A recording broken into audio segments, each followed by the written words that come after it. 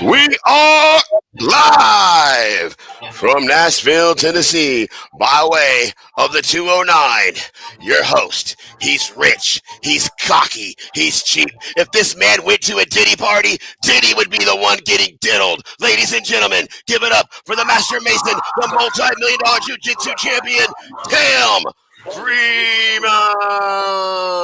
And also co-hosting is the man all the bitches and the cunts and the hoes they love to hate from Stockton, California. Ladies and gentlemen, give it up for Big MF Matt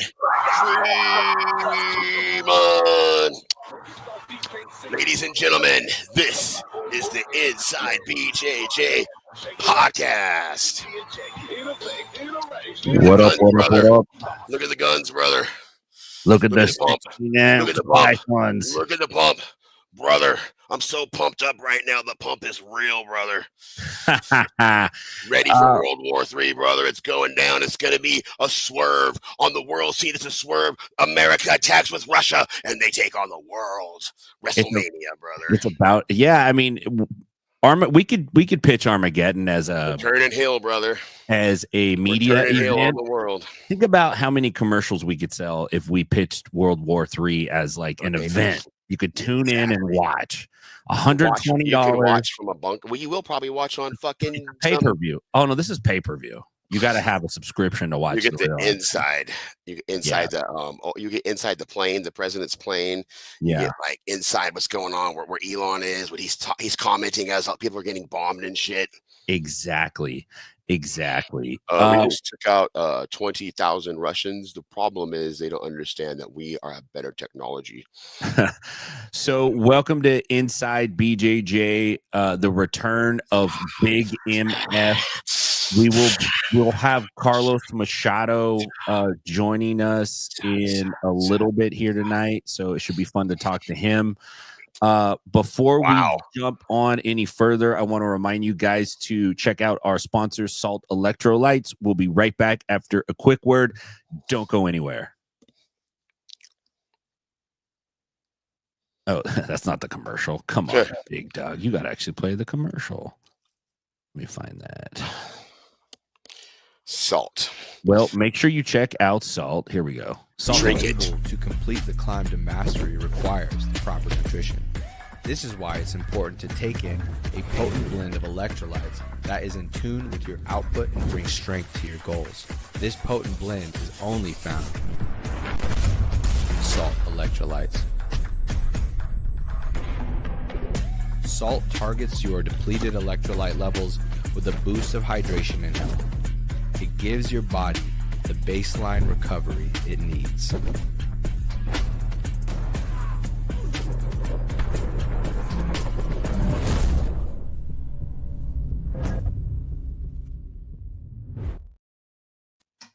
Make sure you use the discount code Inside BJJ 15. Save yourself 15% at the checkout. Big MF, I'm pumped to have you back in the house, man. We had a major development that happened over the weekend in the world of professional wrestling, and I wanted to bring this up. This actually could be one of the biggest things that has happened since the NWO, since the Hulk Hogan heel turn, since Hulk Hogan, Hulkamania became Hollywood Hulk Hogan. We're talking Elimination Chamber. We're talking Cody Rhodes. We're talking The Rock. We're talking Travis Scott.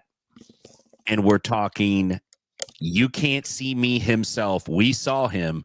John Cena turns heel, man. What a major impact. What did you think about that? For a lot, I think it's brilliant. A brilliant move on his part. He's getting older. He's older. He probably can't do, obviously when you get older, you can't do the shit you used to do. And the whole Cena thing maybe was played out a little bit. He wasn't doing all the working as much as he used to. And I think at his age, this stage in his career, it turned heel. There's, at this point, you got to have a little bit of bitterness in you anyways. Like, you're getting pushed aside. The younger guys are coming up. You're not eating as much, and you just fucking shit on everybody. Yeah, not super. It's interesting, dude. I think the heel turn is something more people need to consider in their life in general. Just in your life in general. In general, turn heel on everybody. Yeah, you live it out, and then when you get right near the end, where Turn people heel. think kind of that's the end of all the tricks you got, you turn heel, dude, and then you have a whole new set of things you can do. He definitely extended his, the length of his run. No kidding, right? Made it a lot more. Everybody's talking about it. It's all over Twitter. It's trending. People are comparing it, which for now it's not as big as the Hogan turn. I don't care what anybody says. That's not this. Nothing will ever be of that level. Showing up at WCW.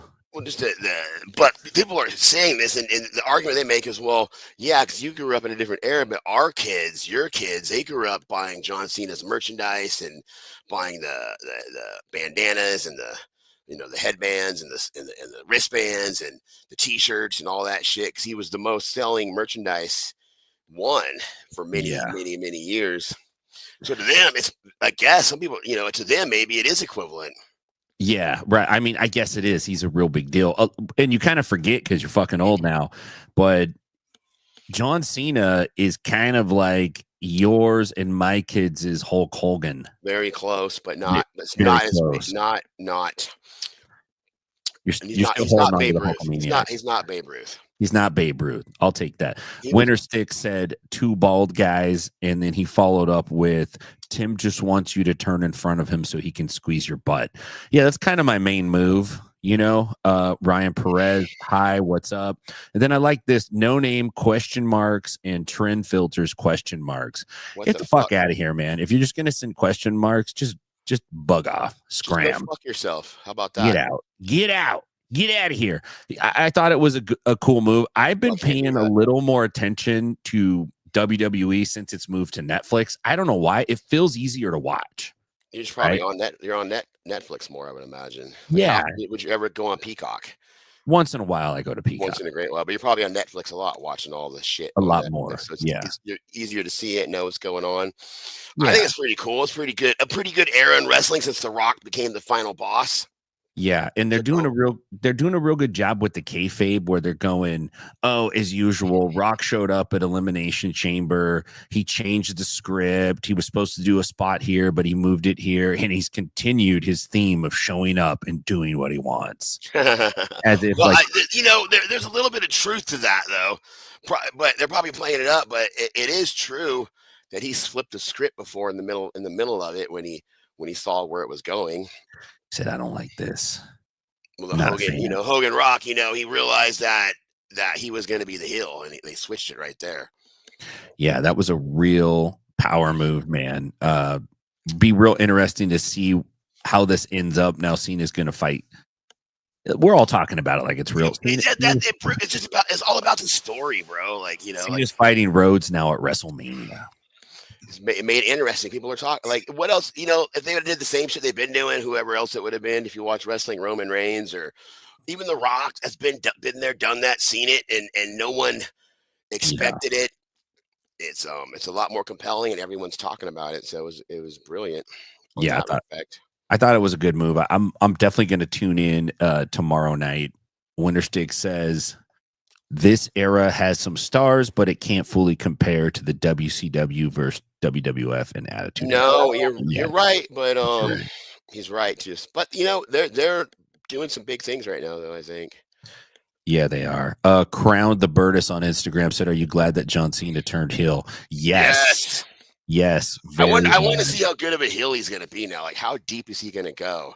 How good of a heel can he be after he was a face for all those years? How much better of a heel could it be to the kids that actually, the kids that bought into the John Cena shit? Yeah, to be Stone Cold. What is this? To be Stone Cold Steve Austin. Yeah, that'd be nice. Dropping a stunner on your boss and flipping him off. And I think a beer on his head. I also think there's something weird and pathetic about the heel turn that makes it funnier and more compelling. And the fact that Cena's kind of losing his hair. but he kind of like hides it a little bit, but you can kind of see it, and he's like hanging on to the act. It's better for a heel to have Yes. shit like that. Like you're Yes, trying to it cover is. up your balls. Don't it's like Yeah. a face, not so much. Like, dude, like you're trying to cover your bald spot. It's almost a vain heelish thing to do. Like, Yeah. oh, you got a bald spot back there, and you're trying to cover it up. But like, for a face to cover his bald spot, he's almost being cowardly and not Right. facing the fact that you have a bald spot. Yeah, there's something it's like a physical manifestation of this guy's weakness. Like he's not as powerful as he says because he's hiding his bald head. Little O right here in the back of his head. Did you see Tom DeBlas went to Turkey and got hair transplant surgery? No, I didn't see that. It's really funny because he's leaning into it hardcore and he's posting all these pictures of himself bald and like with the new hair growing in. And I kind of had this idea. I wanted to run it by you. If you were talk shit on the blast, I don't want nothing to do with this. Nah, me and Tom, I am a Tom DeBlas hole, man. Me and Tom DeBlas are friends. That guy's. I'm good with Tom. I'm good with Tom. Tom knows I'm just funning. You better be. If you were bald, and you were losing your hair, and everybody knew about it. Well, yeah, I am. I've lost it. Okay, then you went and got hair transplant surgery and you show up with a new fresh head of hair, don't you think people still go, yeah, you're it's bald? A little awkward. Like you're bald. Let's say that you knew this guy is being bald, and the next time you see him, he has hair. It's fucking awkward. You're supposed to not mention it. You're supposed to like it looks good. It looks good, dude. I wouldn't do it, bro. I just wouldn't do it. I've accepted my fate. I can't do it. Once I shaved it off. I know. I think Julian Lane did the same thing. He went and got hair plugs. Yeah, no, he got maybe the thing that Tom DeBlas got. Yeah. Bijmi Smith said, remember when Brock Lesnar used to be throwing Cena around the ring? Yeah, yes. I do remember that. He probably would do it again. He followed up with having a bold conversation with a bald guy is crazy work. Oh, yeah. It sure is. Two bald guys. Dude, I wanted to ask you if you've been following the GFL. It's like the Legends MMA. It's pretty fucking crazy the names they're getting. Promotion. Yeah, they just announced. So they just announced, and I really don't know how I feel about this. I'm going to be honest, and I want to get your opinion. They just announced Tony Ferguson versus Dylan Dennis. And here's my dilemma. I really like Tony Ferguson. I don't want to see him take more damage because he's taking a lot of damage. I hate Dylan Dennis, like in the way a fan hates a fighter. I don't know him personally. Yeah, I don't want a character. Yeah, I don't want Dylan to beat Tony. That's what I don't want to happen. Do you really think he can? I'm just saying Tony has a lot of miles on him. So Tony has a lot of miles. Dylan's young. Younger, quite a bit younger. A lot younger. He's got to be in his 30s. Was top-notch jiu-jitsu guy. Pretty good. Yep. Would you say on the mat, who do you think would win in just pure jiu-jitsu, Dylan or Tony? I don't know. Obviously, Tony has a lot of tricks. I think Dylan would probably tap him out. If it was pure jiu-jitsu, maybe. I don't know. And I don't know. I don't know stand-up wise. If Tony, has some decent. Now, stand-up wise, that's the question. I mean, I've never saw nothing that great come from Dylan, so I gotta think that Tony's gonna mop the floor with him. You think Tony has the advantage? Yeah, I think so, dude. I think Tony's gonna slice and dice him up. Yeah, it'll be interesting to see. I don't know when this match is gonna be, but it's an MMA fight. How many fights has Dylan had? None or one? Many. Okay, one or two. He hasn't fought for 6 years. Man, bro, listen, he's fighting Tony Ferguson. I don't care how far he's fallen. A guy that's had one or two fights is not going to beat him. Yeah, you're probably right. You're probably right. I'm trying to find their roster. The season starts up next month in April. And a lot of people are going, nobody wants to see this. I actually think they're wrong. I think a lot of people want to see these champions. They just announced Fabricio Verdum versus Frank Mir. I want to watch that. Wow, I do too, actually. Like, I want to watch it. There's a lot of guys like us that still exist that would want to watch that fight. Hell yeah, dude. Yes, I totally agree. Here's some of the names on the team: Sage Northcutt, Aspen Ladd, Tony Ferguson, Uriah Faber. Wow, Uriah. Yeah. Alimale, Jessica Penn. Wow. Every fighter from our era, basically. Chad Mendez. I know Lorenzo Larkin, Andre Arlovsky, Uriah Hall. It's just stacked with these people. It's like UFC 2008. It is. I think it's a great idea, man. Junior Dos Santos, Douglas Lima, Chris Weidman, Kevin Lee. This is going to be fun to watch. Alan Belcher. By the way, looks like a machine, dude. Like a straight up machine. He looks pretty freaking good, man.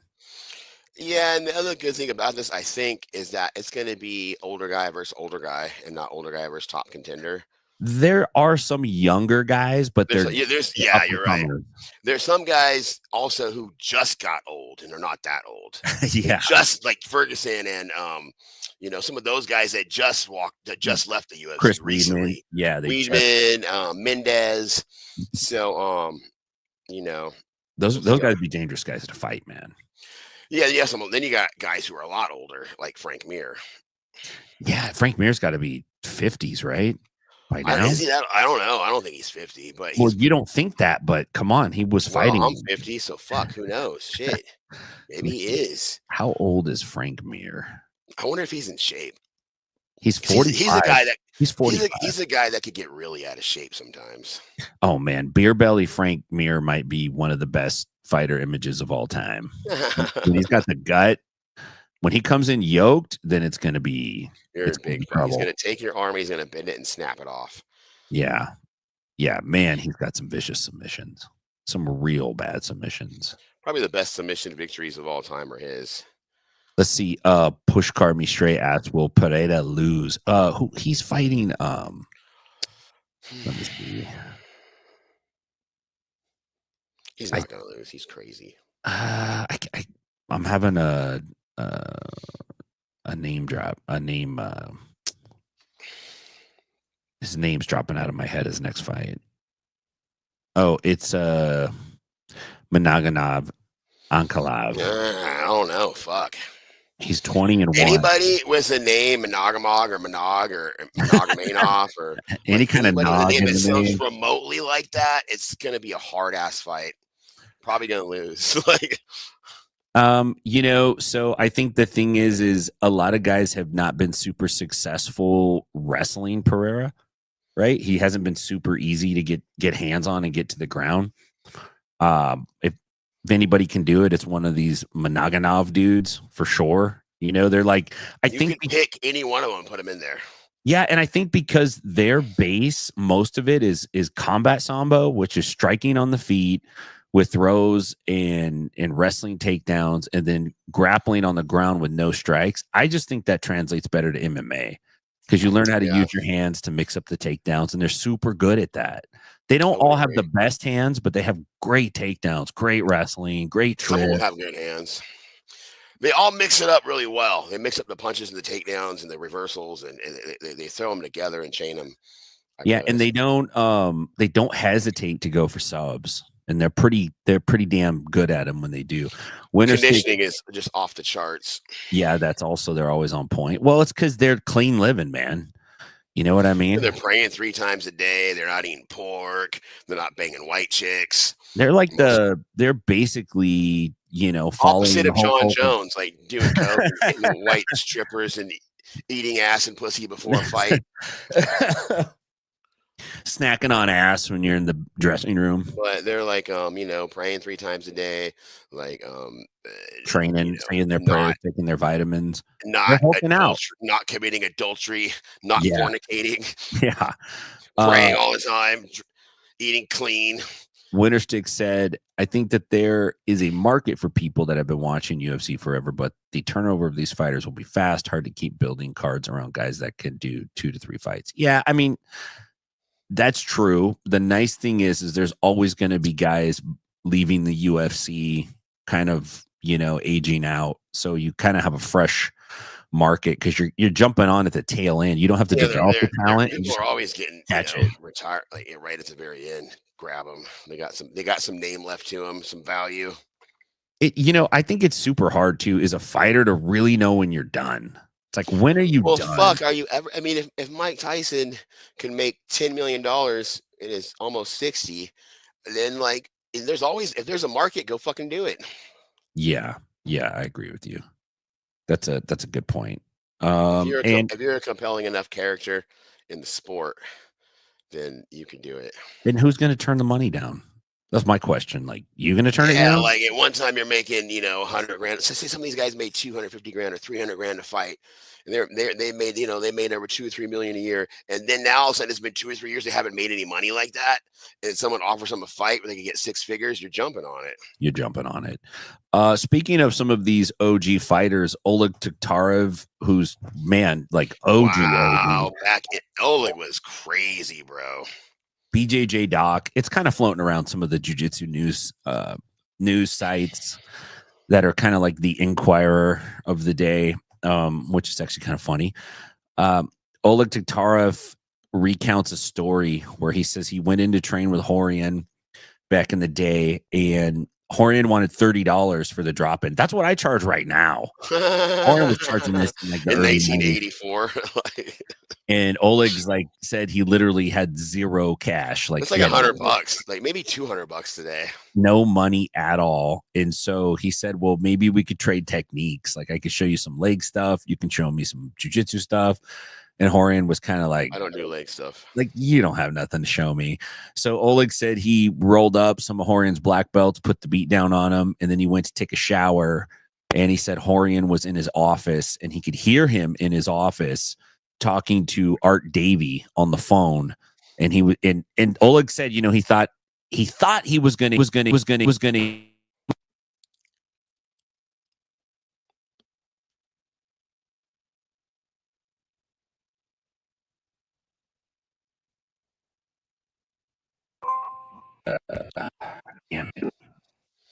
broke the internet.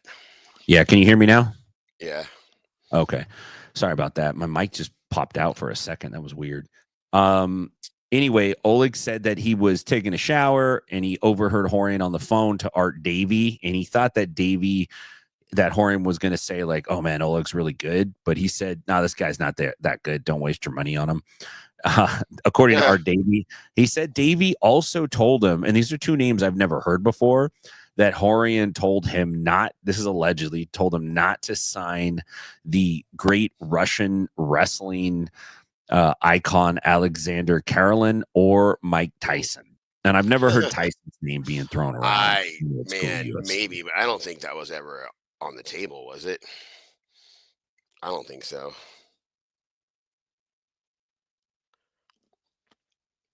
Keeps dropping out. I don't know what the heck's going on. The Russians, bro. It's the Russians. They're fucking with our equipment. Probably is, man. I gotta like. They got our president under control, and now they're trying to silence us. You just muted yourself.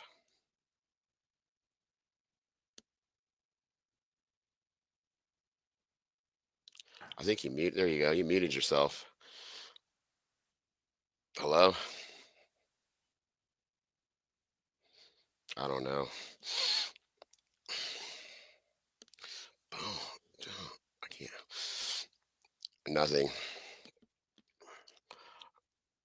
I can't hear.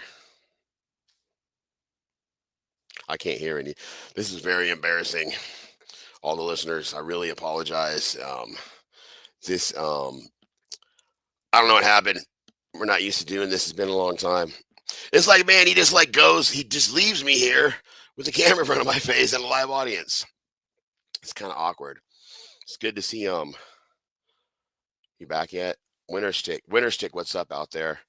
Old time jiu-jitsu inside BJJ, a listener from way, way, way, way back. He had that feud. I haven't been able to listen in a while. Didn't guys ever talk about the Eman Orion stuff?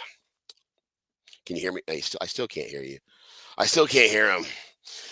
Winterstick had that famous BJJ feud with I'm trying to remember who it was. God, it was Wade and Winter. We're gonna go at it, and then I don't. Did that match ever happen?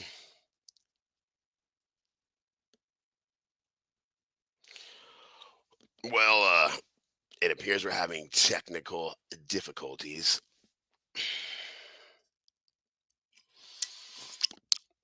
So let's see. Last 2 weekends ago, maybe 2 weeks ago, I was in Sonora, California. Got back involved into pro wrestling. I was enforcing for the 209 click. CJ Dirt walked away with the title. Kept the title. He defeated El Flaco Loco, Daniel Torch, and Lester the Legend. Shots out to there you go. Talking about wrestling. CJ Dirt, Total Wrestling Federation champion.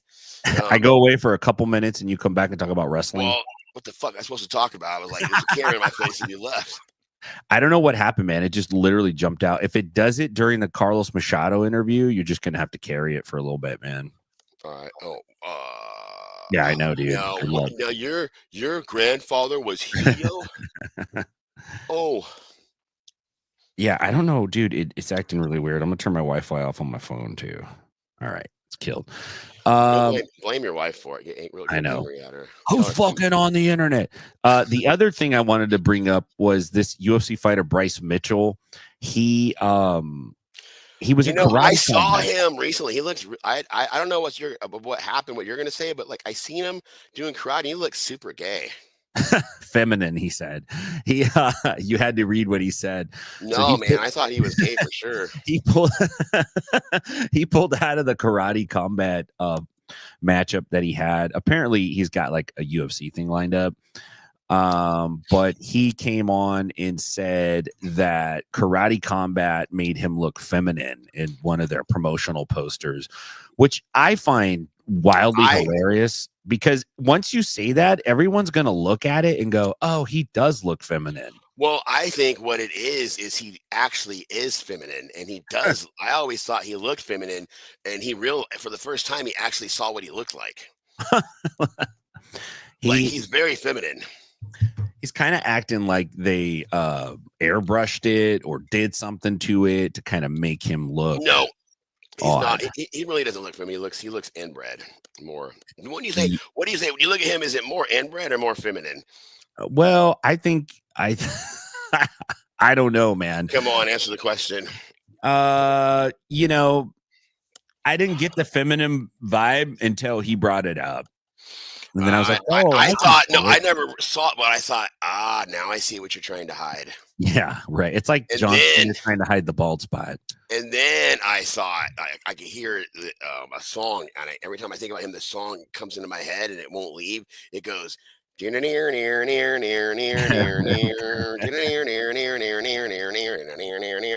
mean, come on, couldn't you see him in Deliverance? Dueling banjos. Yeah, I could. Playing the banjo. I could. That's one movie they should remake. They should remake Deliverance. They could have Bryce in that one. You got a person. He could be the one that makes him squeal like a pig. Or he could be one of the banjo players. As soon as I saw that banjo player, I knew that movie was going to be off the chain. Like, you knew it. You knew it was going to be wrong, man. Oh man. Disgust. Change the subject. The show just reached an all-time low. So we got Carlos Machado calling in a little bit. We'll be chatting with him. Man, dude, I love the Machados, but that last name is kind of like for me. that's your ex family's last name. That's funny. Your ex-wife name. Yeah. I can't take it. I got tapped the fuck out by a Machado, let me tell you. Choked the life out of me. No, I'm just kidding. Carlos Machado was on Inside BJJ a long time ago. I'm gonna see if I can find it. What episode it was? It was a long time ago, though. I remember that. Yeah. Actually, I really don't, to be honest with you. Oh, you don't? I actually do remember it. Yeah, man, we're talking like 2015. Let me see. Episode 36. Wow. He met Chuck Norris. Chuck Norris is really pivotal in getting the Machado brothers set up in the U.S. Oh yeah, it's a very important part of jiu-jitsu, and probably you could even say indirectly see what the Machado brothers brought to the table and what trickled down from that, very influential in MMA. Oh yeah, absolutely, definitely, 100%. It's interesting that those four brothers, being cousins to the family, not necessarily. I mean, maybe when they first came out, they were kind of helping with the Gracie Academy, but I don't think it really worked out, and they ended Yeah, up. I always wondered about that. I know they're cousins, and how they all got out here, and how they, there's Machado and Gracie, and like, what's the Yeah, story? The exact story. yeah, yeah. I So don't think they, anybody knows. Probably, it's like there's probably different versions. yeah, I'm sure it probably depends on who you ask, right? Yeah, Depends if right. you ask a Machado or a Gracie. That's probably what it depends on. But Carlos Machado is pretty good coach. He was at PGF season 7 coaching Was one he of the really? teams. Yeah, he took it pretty seriously. He's a really good coach. They did really well. He was coaching against his brother Jean-Jacques. Wow. Higgins Brother had a versus team brother. there. Yeah, they've all been there. I think John Machado is the only one who hasn't coached a team at the PGF. They've had Higgin, Jean-Jacques, and Carlos. Wow. Yeah. I wonder who won or who did the best I think out of the three. think it was Carlos's team Really? did a little better. Pedro Sauer's team won last season. Wow. And I think Carlos's There's a team. name. There's a name I recognize. Yeah, man. Pedro Sauer If was. you go to a jiu-jitsu tournament, you're going to see that fucking name. Yeah, you are. He was a really great coach in season 7 too. I was super impressed, man. And he bought me yogurt and a coffee downstairs. Not acai. No, that they didn't have any acai. See, They were out. He got me a special acai bowl when I was hanging out. Had it flown in. Yeah, it was real acai from Brazil. Yeah, I'm kind of over acai. It's okay. It's good. But yeah, Mike, I think that the UFC, I think they secretly like guys like Bryce because they're controversial. Well, yeah, I don't because know if they didn't like him, they get rid of him. Like, yeah. What did he say? He said that Carlos was one of the early guests. Yeah. I've killed a lot of brain cells since then. I don't remember very many of the early guests. Yeah, he asked me to text it to him. Text it to him right now. Well, a lot of those early shows I can't even go back and listen to because I just get so upset at myself. Really? Yeah, I'm just like, oh my god, dude, what are you doing? Hey guys. Hey everybody. That what it is? You see, like, oh my god, I was so dorky. You just kind of. Or you don't like the way you sound. It's just all of it, You realize, like, oh man, I'm a dude. How far back does that go? How far back does the show go? Yeah, when did it start? It started, I'll tell you in just a second. God, it was a long time ago, like 2012, 13. Yeah, it was pretty long time ago, man. Let me turn my Bluetooth on. What a run, brother. There we go. I just texted to him. I'll tell you right now, the Inside BJJ podcast started. The oldest show, I think, is I think it's January 2012. Holy shit, bro. Yeah. Was episode 1. Let me look real quick. I'm just going down through the episode list. There was a stretch where we were pumping out a lot of shows. I mean, fuck, we were top 5, I think, on iTunes Sports Podcast. We beat Around the Herd. We beat Shell Sonnen. Like, yeah, back in the day. One moment, man, we were running strong, brother. It was January 17th, 2012. That was the first episode, and Carlos was on the first time with us. I want to say, August 19th, 2012, episode 36. Yeah, man, it's been a long time. It's been a minute. It's been a very long time. This is where this is what brought to life the Big MF is this show. Yeah, Winterstick said, I thought you guys were like surfer dudes in the early days before I saw either of you. We are the total opposite of surfer guys. I wanted to be a surfer guy. I was never cool. You have to be able to be a good swimmer to be a surfer, and so that was out of the question. Yeah, I would drown on that board. Dude, I got out for the first time ever. I got in the ocean, and we went on this trip to Mexico with my girl, and we go on this boat, and like, so I'm knowing we're gonna get out, and I'm kind of nervous, and then we get in the ocean, we're gonna swim with fishes, and I'm looking, I'm like, fuck, and she's like, what? I'm like, I've never been in the ocean, and I can't swim very good. I'm like, fuck. It's like, and I'm kind of wanting a life jacket, but I don't want to be a bitch and ask for a life jacket. And like I'm hella really wanting one though, and then finally someone else, another guy's girl, asked for him to have a life jacket. So when I saw that, then I asked for one too. But otherwise, bold. Otherwise, I would have probably drowned. Yeah, man, me too. I put that life jacket on. It looks like Carlos has joined us backstage. I'm gonna jump him in to the show. We'd like to welcome the legendary Brazilian Jiu-Jitsu practitioner, coach, just grandmaster of all time, Carlos Machado. Welcome to Inside BJJ. What's up, my brothers? Honored to be here, man. Thank you so much for the invitation. Man, yes, the honor is ours, bro. It's really amazing to be able to sit down and talk to you. Thank you so much. Thank you. It's been about 14 years since we had you on the show, which I can't even believe that we've been doing this for 14 years. I'm serious. Yeah. Do you even remember that? Do you remember 14 years ago? Do you really? I do. I think I have a lot more to talk about right now. So, man, it's good to have you. I was able to reconnect with you just for a bit at PGF Season 7. You were one of the coaches out there, and it was cool to see you in action. Give me your feedback and your thoughts on Season 7. Let's start there. Like, how did you feel about the PGF Season 7, and how do you feel about the PGF's format in general? Well, in a nutshell, let's talk about from the experience watching the matches and interacting with the competitors. It's exciting because you see growth in motion. Like I remember the first day after we had the draft, we can go back to the draft, which is an episode in itself.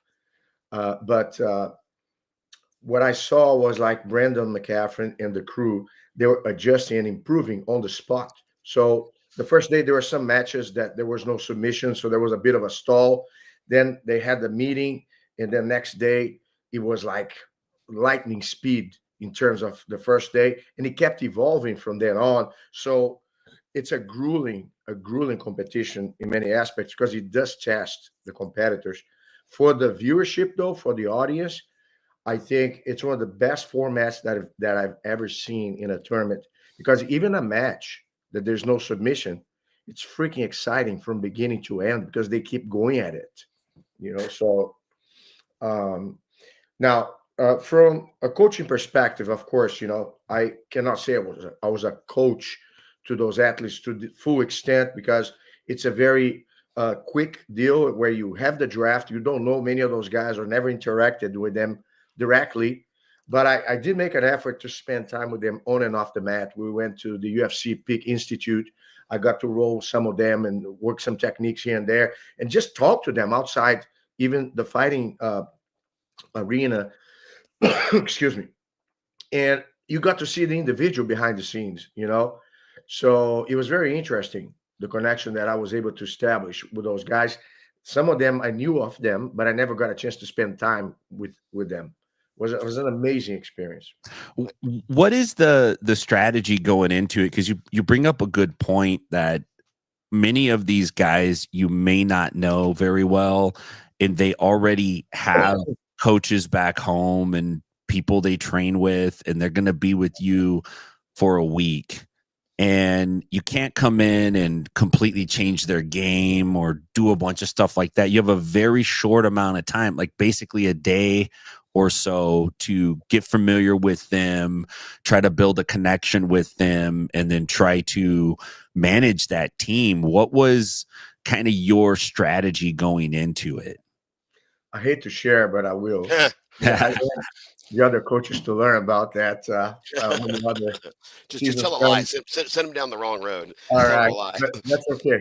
Uh, I believe in collective wisdom. All right, so basically, I did a brainstorm of all the athletes. I had a bit of a chance. I called the coffee shop brainstorm, where I spent a couple hours at least, if not more, with my staff. I had a couple of staff, Isaac Payne and Roger Perez. Roger Perez works with me on my organization.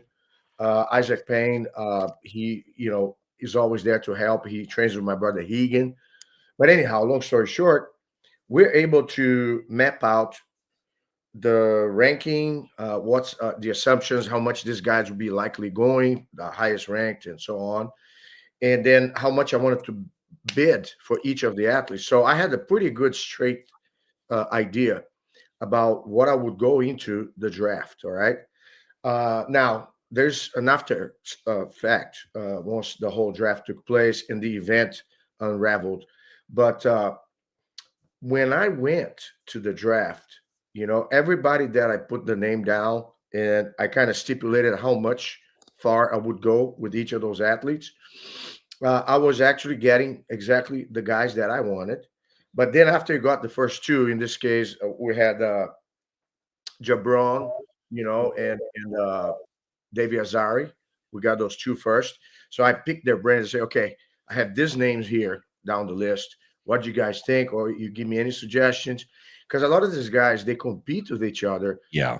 Some of them are teammates. They know of each other.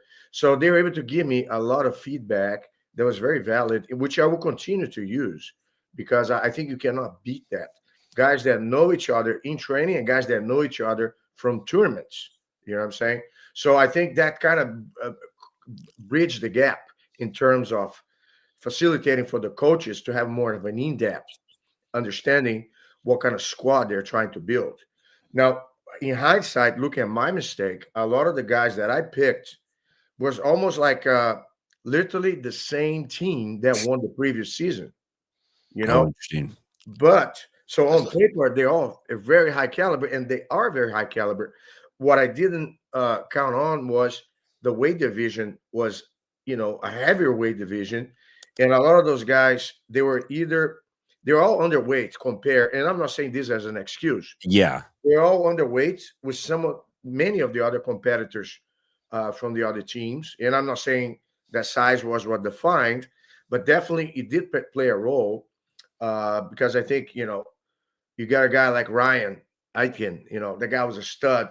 I mean, Pedro Sauer, in my opinion, did an amazing job. Yeah, he really did. All his bucks to the last guy, man. But I tell you what, though, I was happy with the team that I got. I think there was a series of events there beyond the control of the coach or the team. Like we had several injuries happening quite fast that literally at one point in time, team, and you may have recalled, I think it was the third day, I had to use all alternates and then borrow alternates. Yeah. On the team Yeah. because I literally had nobody healthy enough to go through the whole thing. Like what I find sort of interesting about it, it's almost like coaching a little bit in sort of the way you would coach in the NFL, where you have players you're going to put in positions, and you got to think of all these matches. Sure. How much better of a coach do you think you are now after you've had this experience? Like, how much did you gain from it? Well, I think here it's more on the strategy part that I feel is going to make the difference. Because you and know the strengths of each of your guys. I feel like I was lucky too with the alternates. We had Abe, the Mountain. Yeah. You can talk about the spat between me and my cousin Roger Gracie afterwards, but disputing for Abe. But he was like as good, if not ahead, in terms of skill set or competitive value than some of the squad that we had. So he could easily have been, a qualified squad member, instead of just an alternate. As a matter of fact, he did compete quite often because Andre Porfirio got hurt right off the bat. That's right. And then we had to, and Abe, he stepped up to the task. He did an amazing performance, and he was pretty beaten down after the last match that he had. He had nothing left. I mean, I was talking to Brandon. I think as this evolves, I always conceptualize how can we make this better. So I'm so excited that I was invited to be a coach, and Brandon invited me to be part of the board, because anything I can do to kind of brainstorm how we can make this even better. I think my opinion, Tim, each event will become better than the other. Yeah, and it's kind of the PGF has followed that pattern. They've always made improvements, and I think you hit on something that is really important, in that Brandon and the folks that are running it and kind of organizing it and refereeing it, they're very quick to make changes if they see the athletes are taking advantage of the way the rules are, or the actions not playing out in the right way. They'll make pretty quick changes on it. I wanted to ask about something you mentioned, and that is how grueling the season is. It's 3 matches a day against some of the best guys in the world, and you have to do it 4 nights in a row. So if you go out and you get beat, you have to go back out 20 or 30 minutes later and fight again. And if you get beat again, you got to go back out 20 or 30, and then you got to get up and do it tomorrow.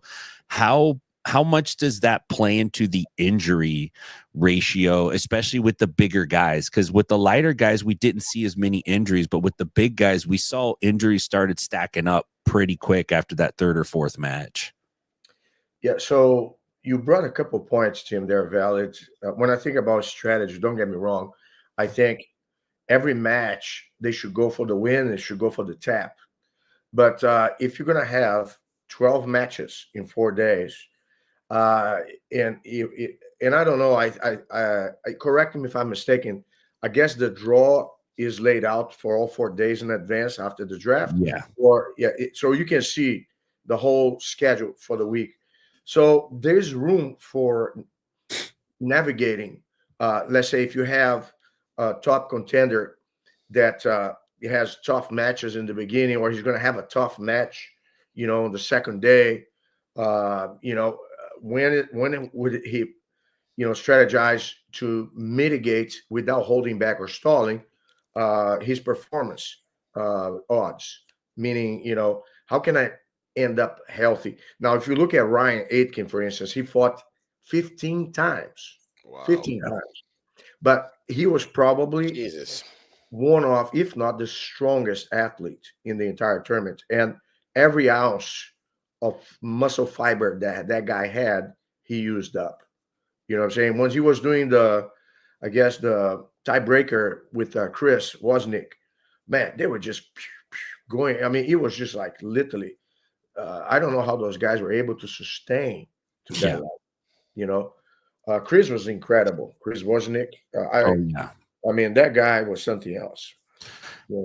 In your memory, in your experience, have you come across another format that is as difficult in terms of the endurance and the amount of matches that you have to do in such a short period of time? Are there any other tournaments or promotions out there that did this? Not that I know of. Actually, I spoke to Brandon a few days ago, and we're talking about the beginning of ADCC when they started. And I'm not sure if you recall, their rule format is no points in the first 5 minutes. Yeah. And then after the second 5 minutes, then points starts to score, right? And I think it was a big mistake, in my opinion. I could be wrong. If they switched the order, they made points in the first 5 minutes only. And then after that, only submission. What will have happened is probably if there was a score and the guy ended up with an advantage in the first 5 minutes, that means that the other guy only had one option in order to win. He had to tap out the other guy. So in terms of seeing action, and bear with me, the rules are different then. So I was under that impression. Jiu-Jitsu is about submission, you know what I'm saying? And then on PGF, I think is about excitement too. You want to get people to kind of, get pumped up, and like, which is the case. Everybody, I don't think any of those guys that were there watching whether live or on the YouTube channel, they couldn't. My kids were watching this here at home Yeah. for 3 or 4 hours, not just to see me sitting down on the couch. They were there to see all the fighters. They knew all the guys' names, and they were all keeping tabs on the team and stuff. So it's freaking exciting, And it's also another perspective that's interesting. You had CJI and ADCC, going on, and stuff like that. I kid you not, Tim. You see all those events, and I don't want to sound biased. The quality of the filming of the PGF, it was amazing, and the action, it was. I mean, it was toe to toe. Those guys. I think it's more exciting, in my opinion. Yeah, So I do too. I think the production value of the PGF is pretty high. They get the camera right on the mats. They have the stabilization. You're right on the action. You could hear it. You can see it. It's pretty top notch in terms of the production. I do agree with you on that. Are there things that we know season 8 is coming up? We're still hanging on for an announcement on the exact time and date, right? As of now, are there things you'd like to see changed? Are there things that you'd like to see maybe done differently? Not that they're necessarily bad, but just things you'd like to see done different in an upcoming season. I didn't finish that part on the Yes, sir. on the mitigation of injuries and the grueling pace. How would they end up? You'll be mindful, and I'm not trying to complicate or suggest that this has to happen, because production, there's a cost and there's other elements involved that I'm unaware of. But to have somewhat of a therapeutical area in which athletes could recover in between matches. Yeah. Like some masseuse on call that could just massage them, just kind of some sort of a, repair shop of some sort. Yeah. That those guys, chiropractor. if there's somebody that needs to wrap up an ankle and stuff, I don't know.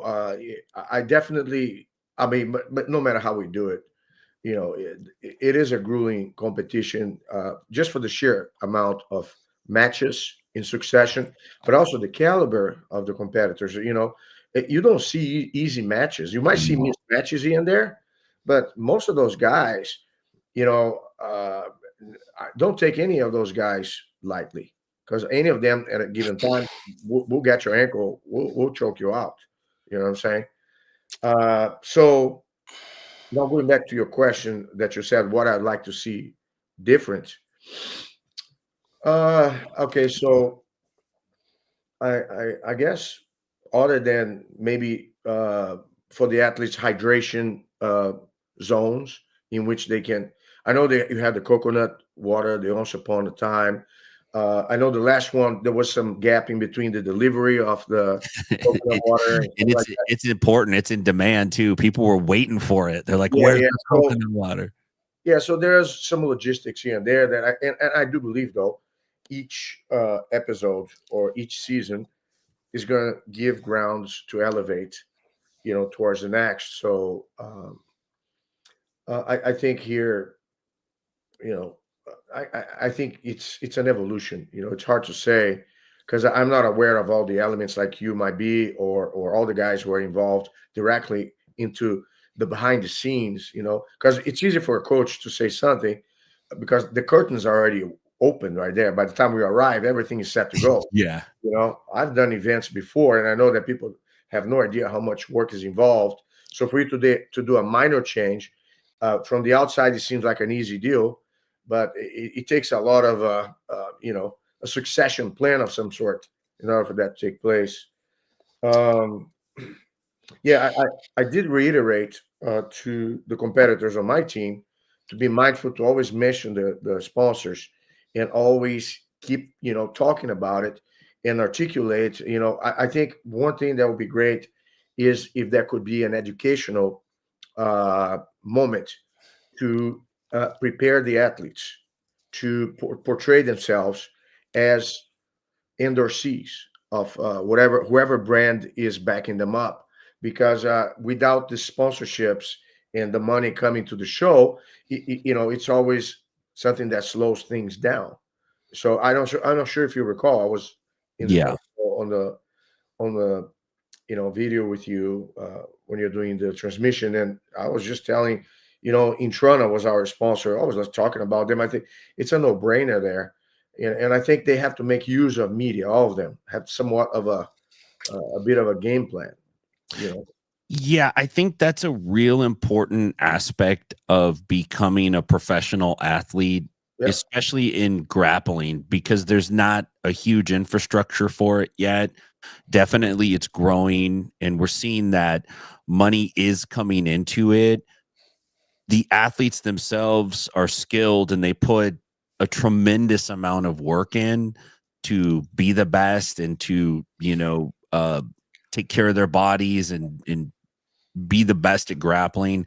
But the skill, when they put the mic in front of you and they say, hey, what are your thoughts about that? That's definitely something that should be worked on. It's real important because that's their chance to tell their story from their own mouth and get their words out there and kind of talk to the people that like them and watch them, and to plug the sponsors and all those important things. Yeah, you brought me just an image here. We had an alternate, Christopher, and he's a student from Robert Drysdale, and he kind of reminds me of Lenny Kravitz. Oh yeah. I know you're talking about. Yeah, with a fur coat one day, and then he would be like with a jersey of a basketball team the next day. The Chicago Bulls. I don't even remember what he wore, but he was pretty good at. He was an alternate. He actually got a chance to tap out Sebastian, the Australian guy. Yeah. He was a stud. I couldn't believe that. But he was like, man, he was putting his heart out there. But I think he did a great job, being creating somewhat of a personality. That was kind of cool to see that. Can these guys sell T-shirts? Like, do they have like spots where they could sell their stuff? Like, the athletes have their own shirts that they could sell and stuff like that, like you do at wrestling shows or concerts. I'm not sure. With PGF, you say? Yeah, PGF. Like, can they sell their stuff there? Like the athlete? They probably could, but nobody has. You know what I mean? Like, nobody's actually tried to do it, but they probably could. Yeah. I mean, it's like, the guys that are popular, I'm saying economically, they would probably sell a lot of T-shirts. Sell some merchandise. Once they have fans. Yeah. Well, I think that's one area that can definitely be exploited. The characters, the guys that have personalities. Yeah. Tell us, you've been in the jiu-jitsu world for a long time, and you've been, around the best, and you've learned from the best, and it's changed so much, even in the last 10 years, but especially say the last 20 or 30 years. And I think you're someone who is in a unique position in that you've got to see that and experience it and be part of it. And then you're also part of what's happening right now, right? Can you talk about what that's like in the contrast maybe between what the jiu-jitsu competition scene was like in, say, the 80s and 90s versus what it's like now? All right, so that's not a complicated answer. So right now, it became more professional. So you have prodigious athletes. They're very ingenious in their training, literally prodigies that they train several hours a day. But the way they train is not just the amount of time they study. I think there's such a vast pool of talent available. You have stream videos of tournaments and competitions, so you can watch the top performers, demonstrating in action what they're doing. You have a collection of video libraries from places like BJJ Fanatics and other platforms. So literally, you can have a guy in a garage in the middle of a desert with some teammates. Kind of creating somewhat of a system. I think what the difference is, Tim, is the systematic approach. Before, it was people called mat time, like guys that have the rough skin. You train so hard that your skin gets rough. The mat rats, what we call the mat rats, is not. I mean, they can be tough here and there to row because they have endurance, but the finesse and the effective, approach for competition, you can only attain by being a specialist, and a professional. So I feel you have such a pool also of incredible coaches, that each one will take their time and do their diligence to add on to the sport. Now, one thing that I see too, there are two scenarios here that I always try to be mindful of. Okay, the Frankenstein Jiu-Jitsu. You're trying to put pieces of different people into your game, and I believe Jiu-Jitsu, you have to build your own DNA. You know what I'm saying, and kind of add to your elements the things that are in sync to where you come from. Because if you try to borrow from everybody and just patch up together, you become somewhat with a disjointed jiu-jitsu of some sort. The other thing that there's an important aspect to on the foundational, because with the element of leg attacks, all the heel hooks, toe holds, knee bars, and the different 50-50 guards and all the different twists that you can do in the lower limbs, some people kind of like became too one-sided towards that approach, which is quite effective and has fast results. But then when you go against another person that has a similar game, it becomes a shootout. So what I've seen is the guy who starts the attack is not necessarily the one who finishes first. Yeah. You see guys like Chris Wozniak. He was telling me that he stretches his foot. His foot is so flexible that when people try to tap him his legs, he watches the guy smiling. Go ahead, be my guest. And then he counterattacks the guy and taps the guy before the guy even can get to the submission. You know what I'm saying? But without deviating, I think that coaches nowadays, I envision coaches with it's like you have a screwdriver, and you have to walk around each of the students and just tie up a little bit the screw, whatever technique, because you need precision. No-gi is so fast that you need precision. At one point in time, you need to slow down and focus on control, and then you go for the submission. I'm not saying that they are not doing that. Now, in terms of evolution, I think what's happening is you still have some athletes there like very dominant in their performance, but you can see that right now they're up and comers. They're catching up much faster than before. So, which is very exciting. I compare this with I watch soccer on occasion, like Premier League. One of the exciting things about soccer, in particular in England, is I know Man City has won more titles repeatedly in the last 5 years than most, but usually you don't know which team will win on each season. Every season, it's usually a new winner. Now, this season right there, Man City doesn't look like it's going to win. So what I feel the same with the brackets and the weight divisions. You have athletes that are on top here at this particular season, but then by the time the next season comes, man, there's an up-and-comer that people didn't see coming. How many of you imagine Jack Thompson on the season before the last one coming into the scene and just like a tornado going through everybody? 17-year-old. Yeah. You know what I'm saying? So, and the scary thing, Tim, he's not the only case. It's not like an isolated case. Right. A bunch of guys coming up here and there that you have no idea. And I was talking to Brandon. He was telling me, Carlos, check out this guy. Carlos, no, check out that guy. Oh my gosh. He's not giving me insiders information, by the way.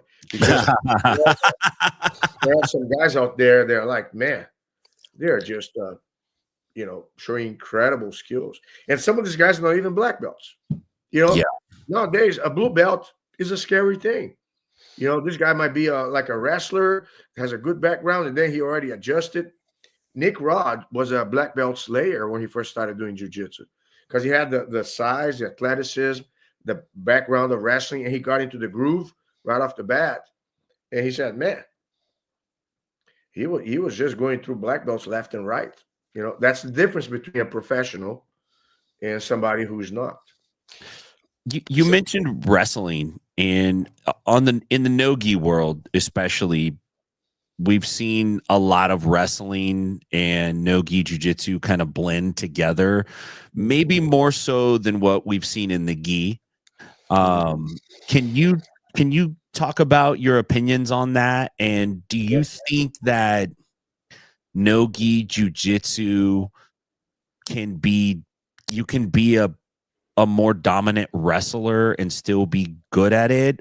Or do you feel like at some point the jujitsu side of it has to be embraced? And how do you kind of manage that? Because I have athletes that are great wrestlers and they could wrestle great, they have good top control, but they get caught in triangles because they don't know where the traps are, right? And they haven't embraced that side of it. How do you kind of view that in the no-gi world right now? And how do you help your athletes embrace that jujitsu side of it?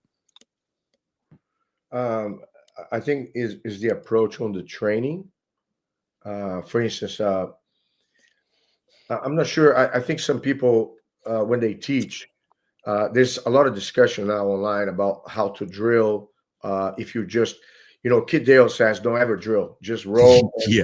and fix on the Yeah. go, and then you have guys like Greg Souders that does the ecological jiu-jitsu, which is, he maps out the moves in a fluid flow manner and you kind of adjust on the go, kind of similar, but with a bit more technical emphasis, figuring out what you're doing, grab the elbow, grab the shoulder, go for the neck, and then you have Danaher, who's a scientist, he kind of, has the positional training, the fluid training. They do a lot of stand-up, they always work.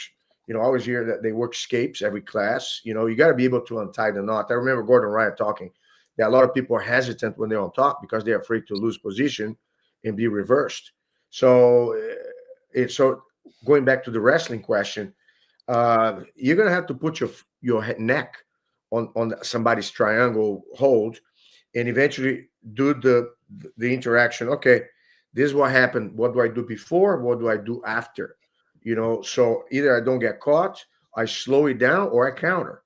And of course, the later stage of the triangle is going to be more dire because if you fail, you get tapped. Yeah. Some people are not going to give you the benefit. But with that said, I think here that if you are a good wrestler, I think having good takedown skills for no-gi is so adamant and critical because the reason I say that, if you have guys that only play bottom and people figure out your game and they just kind of stay on top and apply to whatever dominant position they can attain control of you, I don't know. I think sometimes you're going to be more limited. You got to have a little bit of both, in my opinion. Yeah. But going back to the question about how do you make a wrestler aware, I think it's like when you teach a baby how to walk, the baby has to crawl first, then stand up and hold his balance, and then eventually walks. So you got to put him on the worst positions right off the bat and reverse engineer from there. I like that approach for wrestlers. Hey, bud, I'm going to put you in the worst position here. You might get tapped or you're going to freak out. Okay, now let's kind of start from there, and then build the guys up from there. Because once you're used to the worst, anything after that is ice on the cake. I call that the apocalypse training, which you should do all the time.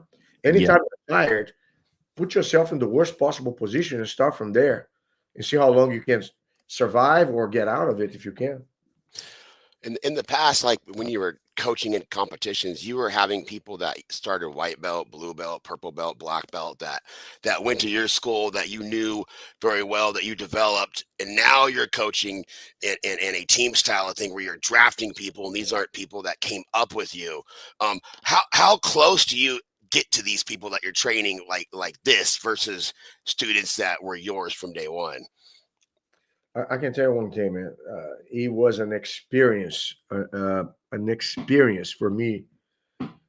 I enjoy every minute of PGF, but the part that I treasured the most was the time I spent with some of those guys off the mat. if you get to know the human behind the fighter. You know what I'm saying? And some of those guys, I had good conversations with Abe.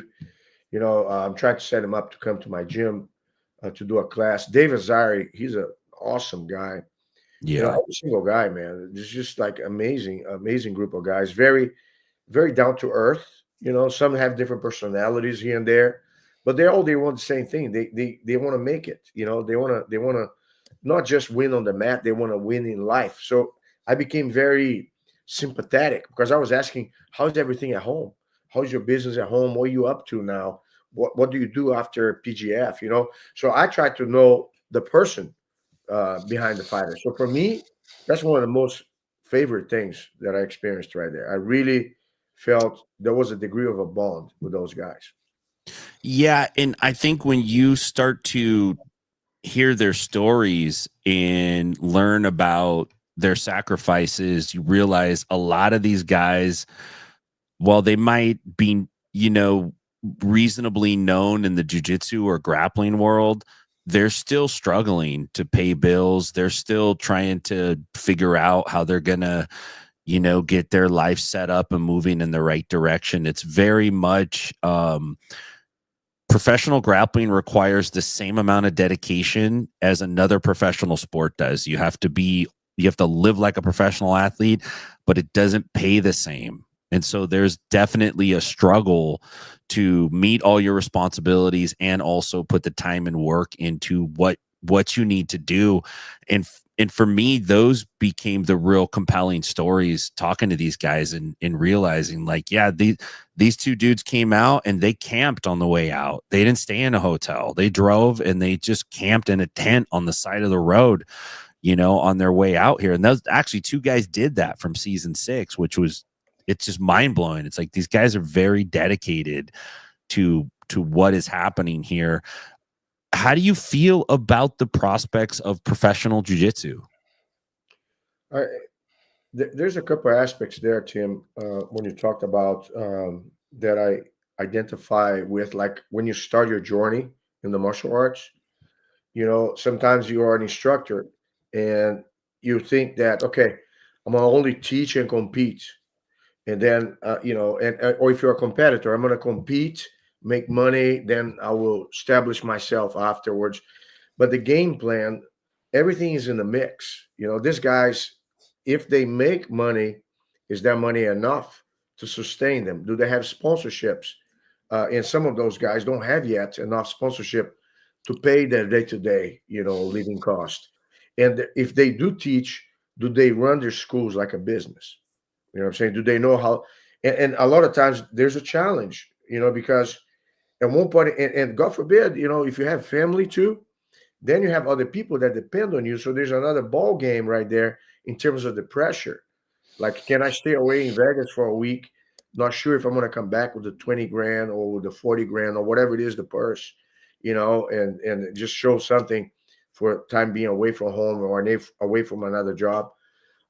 So you got to understand, PGF is already ahead than many of the other options that they have available right now. You know what I'm saying? Because the standard gi competitions, you win a medal. Yeah. And I'm not nothing against Yeah, it. sure. It's honorable. But I remember going to Pan Am tournaments or different events, and those guys, I was hearing them talk, and they're all aspiring for something, but they were not getting back in terms of financial reward enough that will make a difference in their day-to-day lives. You see what I'm saying? Yeah. So I figure that's why I mentioned to you earlier, if they want to aspire to have more, they have to act as if they already have it. And that's why I think it's important from an educational perspective, give them this perspective. Man, when you show up at PGF, it's business all the time. You know what I'm saying? Now, I can tell you, every athlete there should know every single person in that room and make sure that they walk away with some network of some sort that they can continue to remain in touch with, because that's one of the greatest things. I wouldn't be talking to you here if we didn't kind of Not that you probably wouldn't hear of me again or talk to me, but probably, Tim, you would take longer for us to connect again Yeah. if we're not in the same room having the interaction that we had the last season that we spent there in Vegas for that week. You know what I'm saying? So those guys have to take home more than just the experience. They have to take home the connections. You know what I'm saying? Yeah. So I think, and I think, I always tell them, I told some of the guys, you emulate until you can incorporate, and then you try to innovate. If you try to make everything different than a successful person, you're trying the hard road. You're trying to be the pilgrim that's gonna hit the rock before you get the gold. Look at Yeah. the guy that got the gold. He already has a map, and just adapt to what you need. So these are all the concerns that I have that I try to elaborate. So I feel they have to expand their horizons from a mental perspective, a mindset perspective, in my opinion. But with that said, I think PGF is going to be a way for the sponsors possibly to eventually expand their participation in ways that the athletes can have somewhat of a support, or more of a support. Yes, I agree. And in terms of sponsorships, it it seems like we're at a point where we're starting to see more outside sponsorship come into jiu-jitsu. I'm sure you remember, if you go back in the past and you look at tournaments like the US Open or Pans, or some of those bigger ones that were kind of the bigger ones back in the day, all the sponsors that they had, they were all jujitsu Yeah. companies. And there was, once in a while, there'd be like a lawyer, right? There was that one main one at Worlds you'd always see. But outside of that, it was mostly jujitsu money, and they were kind of spreading around the same money. And if you got it, you got it, but that meant someone else didn't. And for the first time now, it feels like we're starting to see money come from the outside.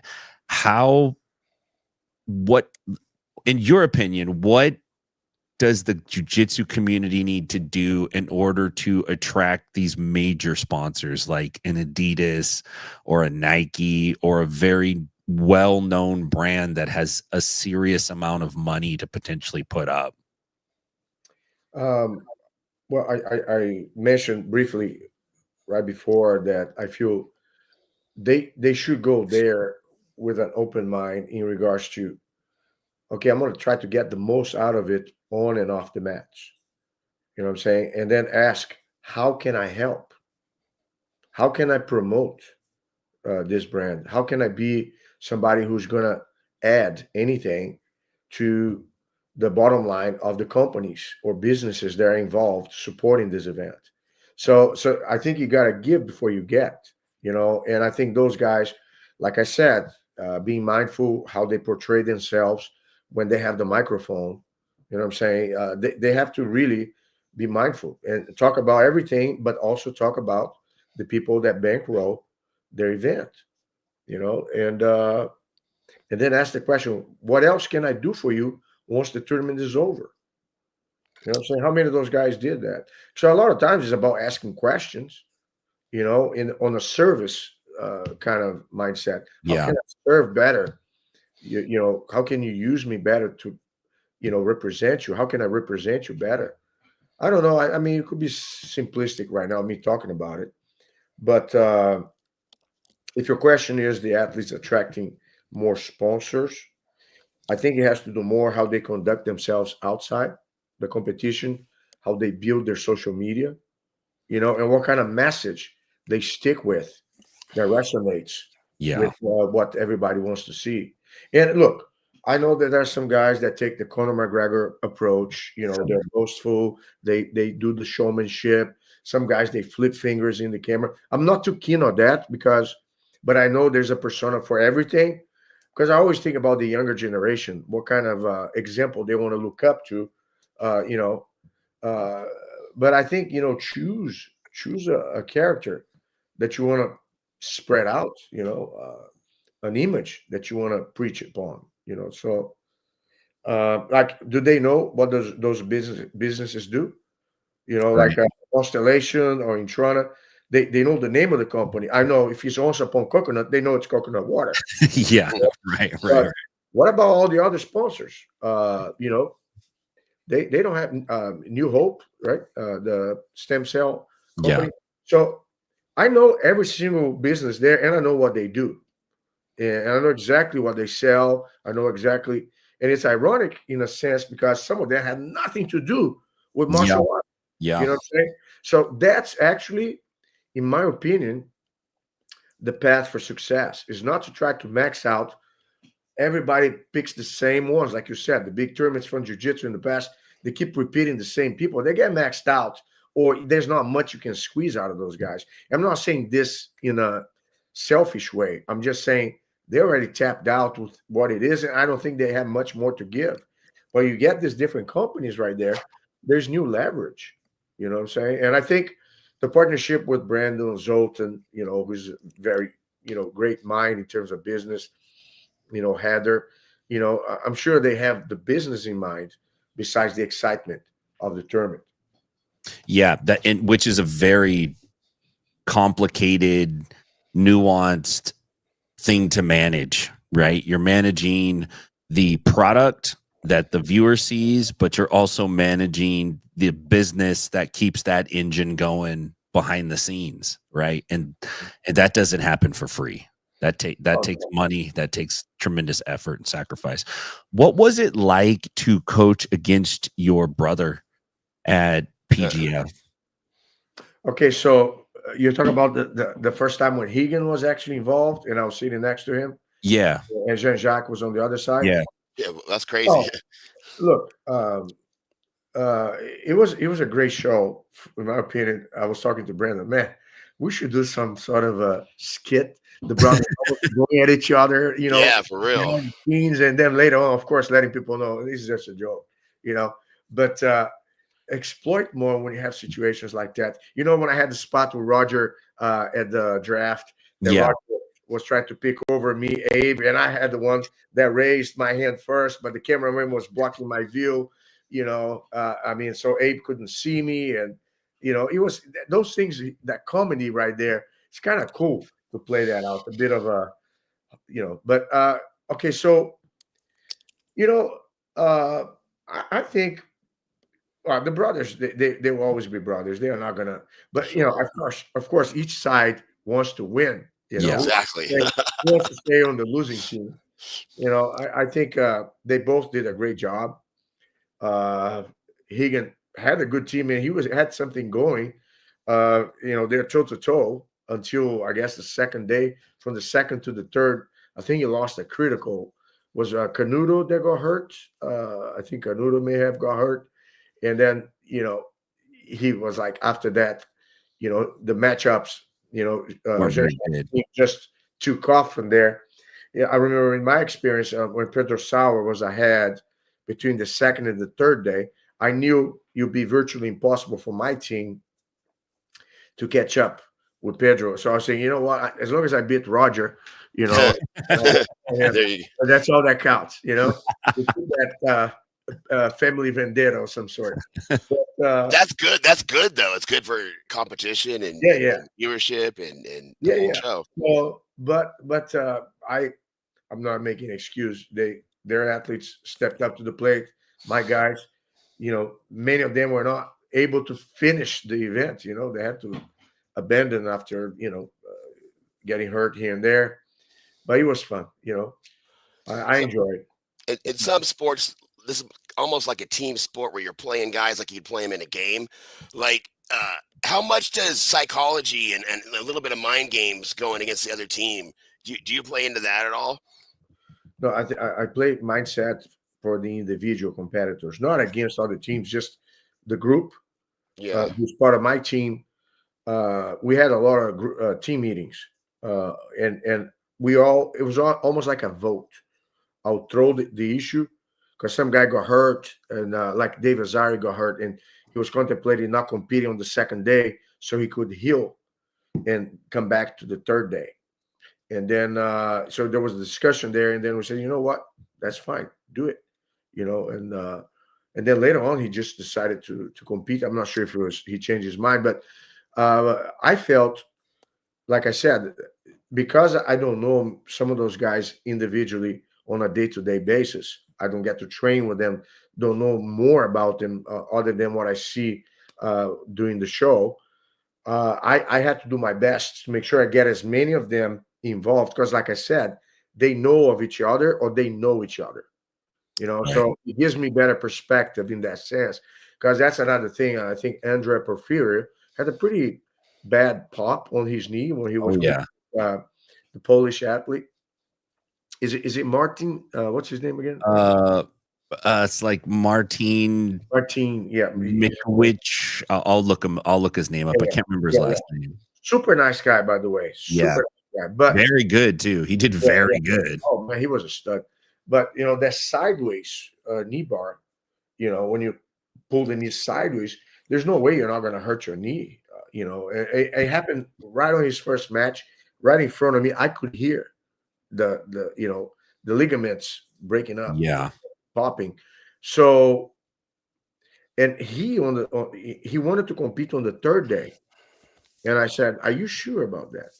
And this and that. So I think he tried on the fourth day, and there was a draw. He didn't finish the guy didn't finish him, and then after that he said, "You know what? It's hurting. I'm not going to do it again." But so I had those moments in which talking about the mindset, the psychology. There were some guys out there that were like not ranked, that they stepped up to the plate. They showed so much heart. They actually they delivered way beyond what the expectations were. So that's another thing that I learned from this. You never assume that somebody, because they are not top ranked, or maybe they're like the lower end of the squad, that they're not going to pull it off. Because what they may lack on skill set compared to the others, they have their drive and their and their heart, on their side. You know what I'm saying? So it was nice to see that too. Yeah, it really was. Marcin came out and he was kind of a surprise. Brandon had told us in one of the pre-draft meetings, like, don't sleep on this guy. This guy's real good. Apparently, I think Brandon went to Poland and trained with him. And so he had some experience with him. And Marcin Masulovic was his last name. He did fantastic. I wanted to ask you about something slightly on another topic, and I appreciate you taking the time tonight. I saw something on your Instagram that was talking about a Zoom call that you do once a week with the members of your gym or your school, and you talk about mindset, strategy, just wins off the match, what's going on. I think that's a really great idea, and I just wanted to know if you could share more about what that is and kind of how that idea came up. Yeah. So my motto in my school is train smart, stay humble. Okay. So if you follow those two, you're going to have longevity. All right. So from a business perspective, I want my students from a personal level to last as long as possible so they can continue to enjoy the jiu-jitsu lifestyle, which makes amazing transformations. Tim, jiu-jitsu is you have a network of amazing people that you meet, but from a personal level, some guys, they thrive. They feel they have a place they belong to. They get healthier. They get more motivated. It's such a therapeutical activity, if anything, right? So what happens is I want to make sure that I detect signs of frustration. That's why I do those mindsets. I want to see what's working for you, what's not working. Let's focus on this. Okay. Resilience. How do you become resilient? You got to be able to endure. How do you endure? You got to be able to slow things down. So let's talk about strategy. So I did a mindset that I was telling the guys, and they did that in class. You want to get better passing the guard? Don't try to pass the guard. Try to almost pass, and then you hold on. You hold on for a little bit and pause, catch your breath. If you feel the guy spending more energy, just skip him, and then you pass. Just a little nugget right there. Lo and behold, I was teaching the class in the evening, and man, those guys were hitting left and right. I didn't teach them any technique. Although we can share some clips here and there and make comments, it was more about awakening them. So I tell them what my primary goal is when I roll. I want to make sure when we're done, you're more tired than me. That's the only goal that I have. If you tap me or I tap you, no problem. But I want to make sure you are more tired than me. That's how I assess if I'm doing okay or not with my jiu-jitsu. Because like I said, longevity is my main thing. So I started to do that with the guys. So in my academy now, I don't have rounds anymore. I don't have rounds. I just, when I feel the guys had enough time with each other to figure each other out, okay, now let's go and switch. You know what I'm saying? I don't do reps. I don't do reps. I just teach the move and I tell them to fight each other as they get better and figure it out until they cannot do it any longer. And then I try to fix it and then we keep going. So literally, if you spend an hour and a half, you're going to be spent by the time we're done because it feels like you're training all the time, but you're training with a purpose. You know what I'm saying? So no reps and no time limits. Now, if you want to do competition training, we'll put you on the side here and you're going to do the rounds based upon whatever your level is. If you're going to do 5, 6, 7-minute matches. So we can always do different adjustments. I have 2 sides on my mat, chill zone and kill zone. I like that. So the rules of engagement are different. On the chill zone, it's catch and release. If you get the guy in submission, let go and keep going. It's more about transition. If you get stuck for more than 20 seconds in a position you can't get out of, then you stop and reset. I don't want to see people not doing something. Kill zone, you go all out, do whatever you want. Tap the guy, squeeze the guy, hold the guy down till he dies. You name it. That's fine. So, but I don't allow anybody to rest. If you want to drink water, you just get out, drink water, come back, and start training again. Oh, you're tired, you can no longer do. You're on the kill zone, do 1 round of the chill zone. You know what I'm saying? And then you can slow down and kind of like go more flow roll if you want to. That's fine. And on the chill zone, that's when I do the troubleshoot for the beginners. And a lot of those guys, they do positional training more than anything. They keep correcting and memorizing building up their muscle memory.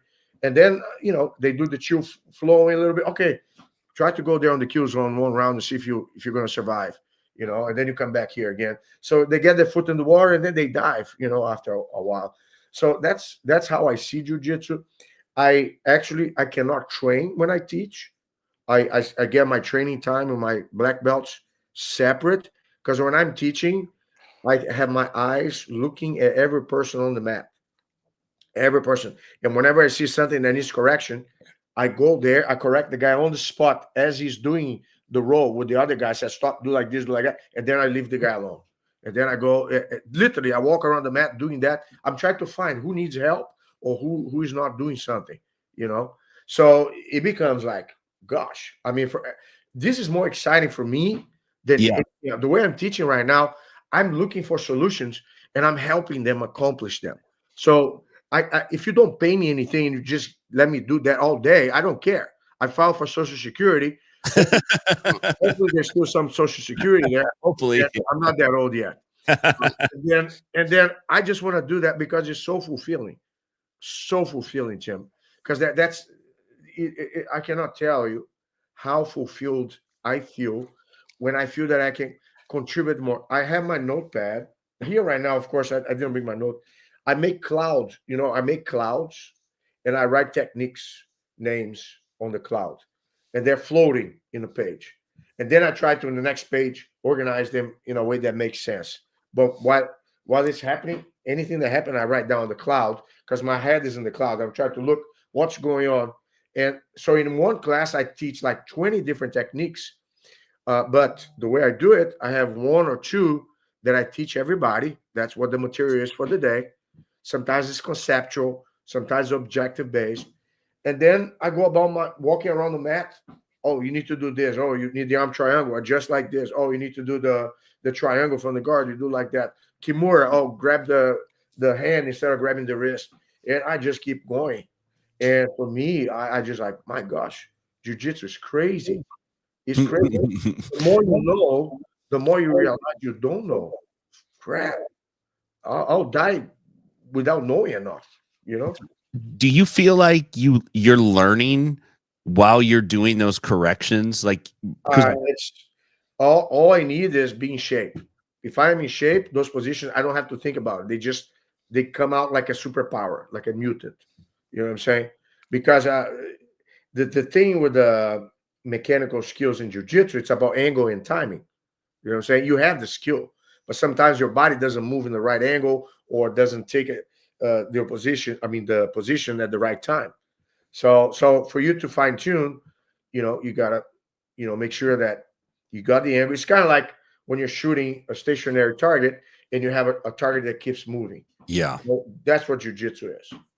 So either I move my gun as the guy moves, or I grab the guy and then I shoot the guy. You know what I'm saying? So it's going to be one or the other. Yeah, I always felt like when I'm a student, then I'm learning from the instructor and perhaps my partner that I'm training with that day.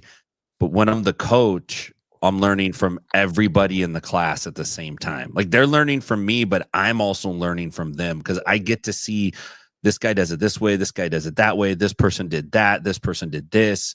And every once in a while, somebody does something that's really creative and very innovative and clever. And I'll go, show me how you did that again.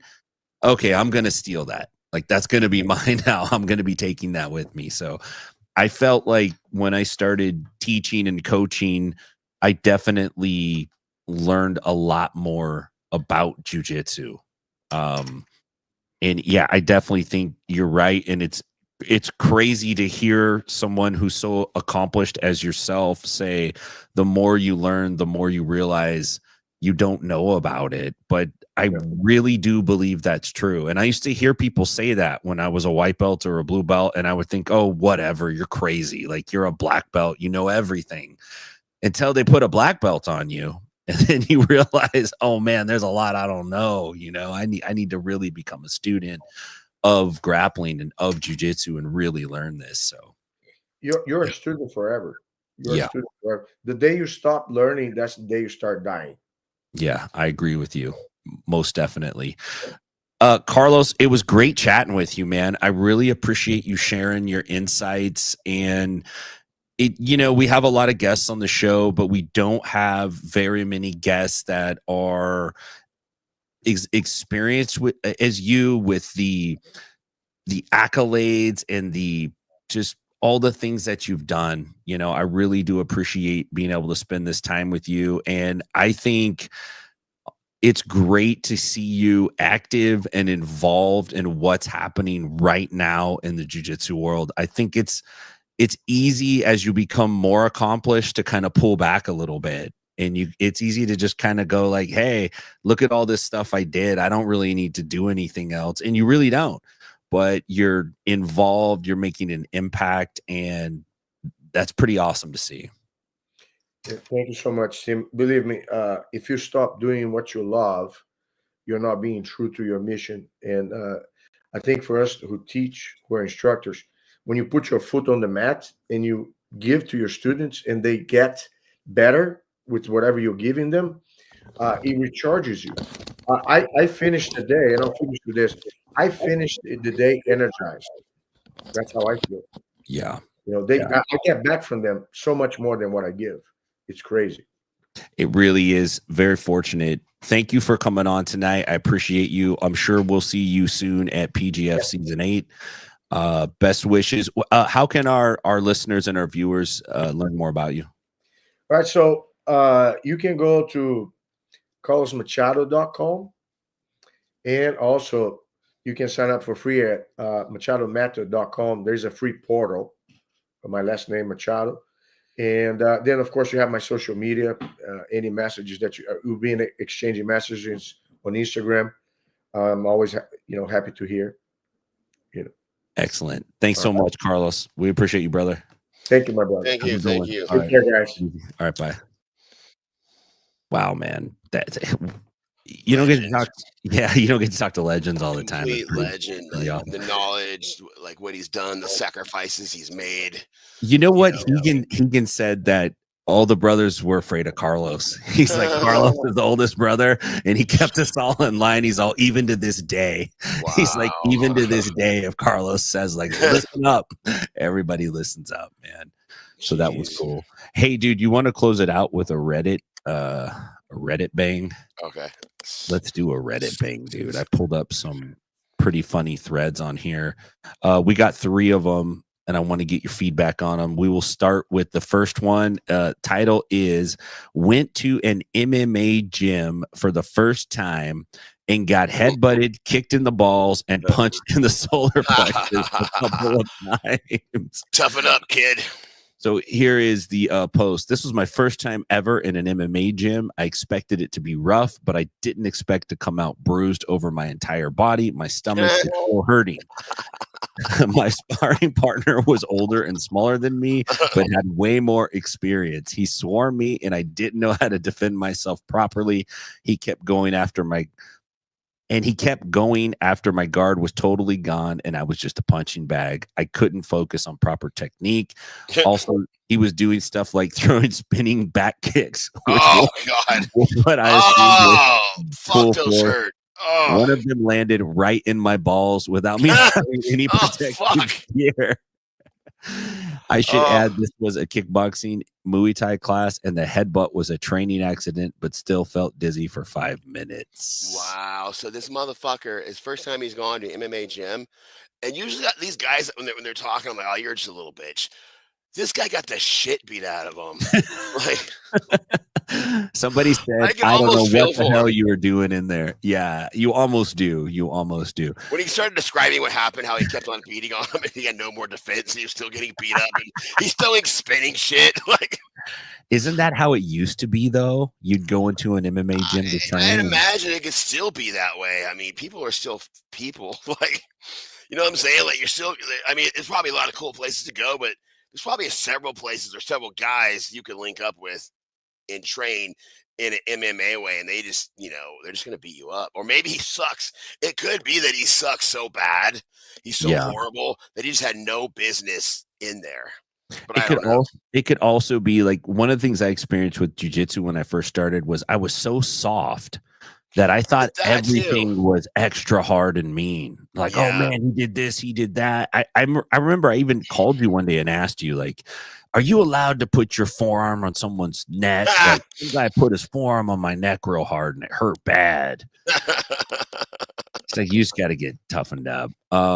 Here we go. Second one is, has this ever happened to anyone else? This guy got punched in the face during Kung Fu practice, and he's pissed. This is from the Kung Fu message. Oh, this guy's a bitch. He said, we were doing a sparring drill where one person can attack only and the other person can only defend.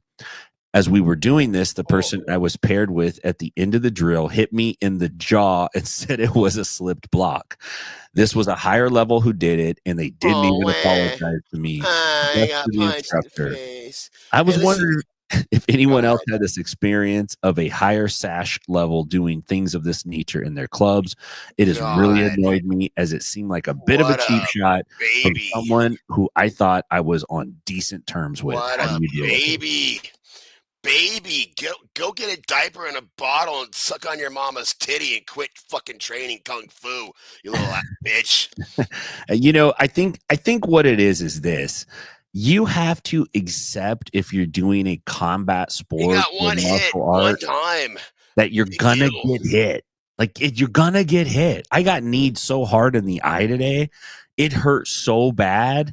Listen, so kid, bad. It's not how hard that you could hit. It's how hard that you could get hit and get back up, because that's how winning is done. Yeah, exactly. Somebody needs to give this guy the Rocky talk. I did it before. This is what one of the responders said, and gave my friend a bloody nose. It was an accident. Okay. I sent one friend to the hospital. He lost his hearing. I sent 2 friends to the hospital with hearing loss in a pro wrestling match. So sometimes you just things slip. Yeah. Accidentally. Accidents happen. Last one is in a Kung Fu message board, and this guy wants to know about getting private lessons one-on-one because he doesn't want to get scammed by like a fake kung fu school. So he's looking for like a one-on-one sensei kind of Well, situation. they're all fake, so there you go. Let me see. Let's pull this up. He says, real private Shifu. Is there a possibility to find Private a Shifu. real Shifu for private lessons Me, I'll do it. with no group training or stuff where you can Yes. real kung fu and not be scammed? Yes, $300 an hour. We'll train kung fu. I actually think finding a private Shifu is the exact way to get scammed in It kung sounds fu. kind of gay if you ask me. That is like absolutely. It sounds like how a to guy get asking scammed. for some gay stuff. He- We're gonna do a private kung fu lesson. I think what it is there's this martial arts fantasy where you want it to be like the movie American Ninja. You want it to be where you have this like super sensei, you're his only student.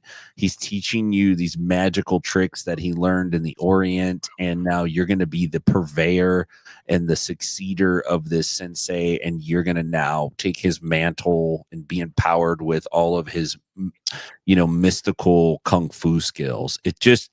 It doesn't exist, but you will find somebody willing to take your money and give you private lessons. It's still going on in the martial arts world. There are still people faking their rank, faking their martial arts, faking all of that stuff, and teaching people and charging people a lot of money, and they're still selling things out. They're still got a room full of students, man. It's all about the money, baby.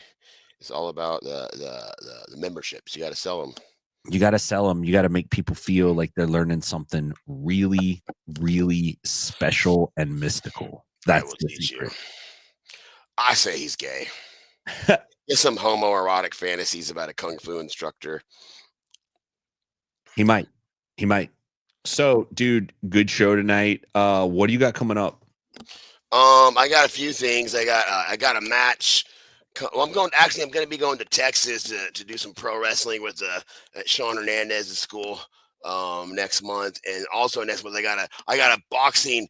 I'm going to be facing Vinny Massaro, who he is my original pro wrestling coach. He's your wrestling sensei. I mean, I guess you could say that. So 8 years now, there's been many occasions where I wanted to punch him in the face, and he's probably wanted to punch me in the face a few times too.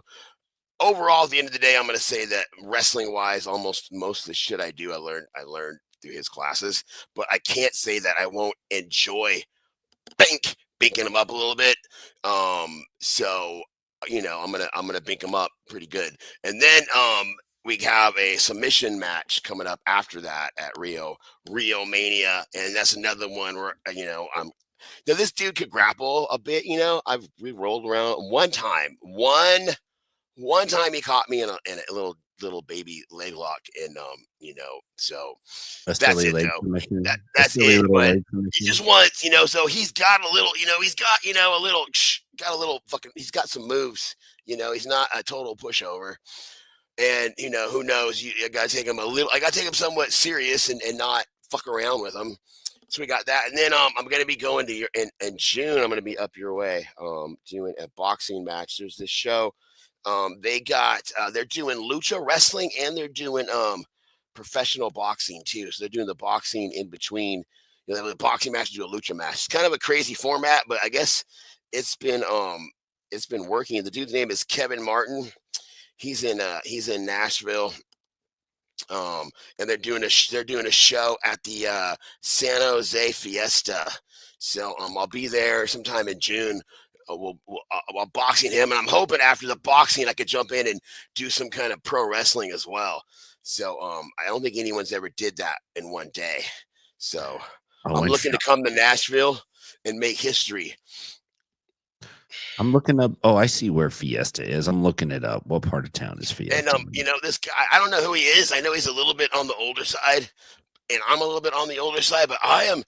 Look at me, man. I'm not a normal fucking 50-year-old. Like, I'll punch this guy's fucking face in. I don't care if this is Nashville and this is where he trains people. I'm from the fucking 209. Like, I'm gonna have some fun. I'm gonna get brought down there. I'm gonna dink this guy up, dink, dink, dink, dink, dink, and then I'm gonna party with my cousin. We're gonna hit up Nashville. I love the downtown area. We're gonna get, we're gonna have a good time. Probably do some karaoke as a celebration. And no, I'm looking forward to seeing you. Yeah, man, that'll be a fun time. I'm gonna try to link up with my contact who I think was calling some of those fights, doing play-by-play. I think it was him. The 209 clicks coming to Nashville, brother. That'll be fun. Dude, good show. Make sure you check us out inside BJJ. Check out the Bullpen. It is a weekly sports grappling show that I'm doing that usually airs on Fridays. You can find it on my YouTube, Inside BJJ. You can also find it at Grappling Hour. It's a pretty great show. Make sure you check that out. Brother, that's all I got tonight, man. It's good hanging out with you again. Later, brother. All right, man. We're gonna wrap it in. I gotta find the outro music. I got my soundboard at home now. I'm just looking for the outro. Where is the outro? Can't find it. I think we're gonna have to go out with Knuckle Up. All right, man. I'll catch you on the flip side, dude. Coming to Nashville, brother. Let's go. Oh, I unplugged it, so there is no here. This is the outro music. All right, buddy. Have a good one, man.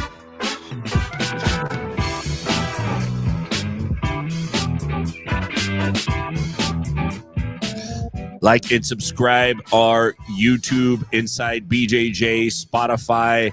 Follow us on Instagram. Do all that good stuff. If you're out in Nashville, come see me at 10th Planet Nashville. If you are out in Stockton, check out my homies at 10th Planet Stockton. We'll catch you guys on the flip side.